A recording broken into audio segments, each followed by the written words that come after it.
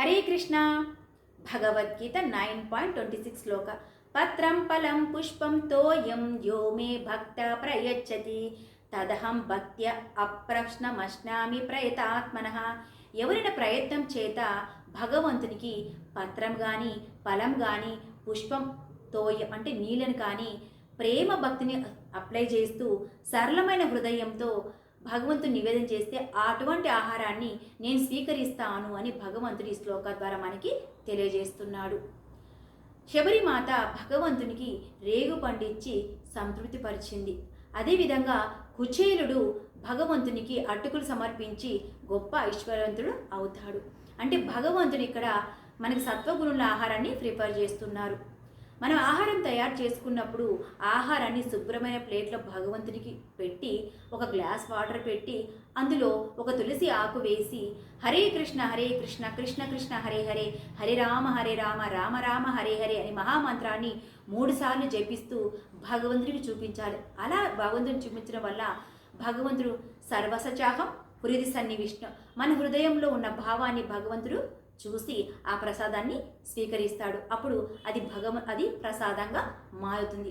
భగవంతునికి నివేదన చేయకముందు ఆహారము భోగా అంటారు. నివేదన చేసిన తర్వాత ఆహారము ప్రసాదంగా మారుతుంది కాబట్టి అది ప్రసాదం అంటారు. ఈ ఆహార శుద్ధి జరగటం వల్ల మనకు చిత్తశుద్ధి ఏర్పడుతుంది, మనశుద్ధి ఏర్పడుతుంది, మనశుద్ధి వల్ల చిత్తశుద్ధి ఏర్పడుతుంది.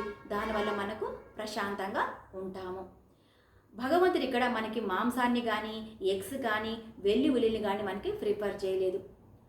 1 కేజీ మాంసం తయారవ్వాలి అంటే 7 కిలోల ధాన్యం కావాలని ఐక్యరాజ్య సమితి ప్రకటించింది. కాబట్టి శాస్త్రరీత్యా కానీ పురాణరీత్యా కానీ సైన్స్ రీత్యా కానీ మనకు మాంసాన్ని కానీ ఎగ్స్ కానీ ఉల్లిపాయలను కానీ మనకి ప్రిపేర్ చేయలేదు.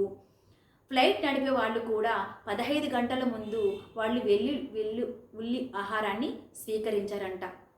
అదేవిధంగా ఈ వెల్లుల్లి ఎందుకు అంటే భగవంతుడు మోహిని అవతారం తీసుకున్నప్పుడు దేవతలకు అమృతాన్ని పంచుతూ ఉంటాడు. ఆ సమయంలో రాహుకేతువులు కూడా ఆ యొక్క అమృతాన్ని స్వీకరిస్తారు.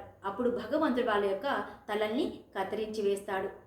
అక్కడి నుంచి వచ్చిన బ్లడ్డే ఉల్లిగా మారుతుంది. కాబట్టి అవి రజోగుణ సంబంధమైన వస్తువులు కాబట్టి అవి కూడా భగవంతునికి నివేదన చేయకూడదు. సత్వగుణ ఆహారాన్ని భగవంతునికి నివేదన చేయాలి. హరే కృష్ణ కృష్ణ కృష్ణ హరే హరే హరే రామ రామ రామ హరే హరే.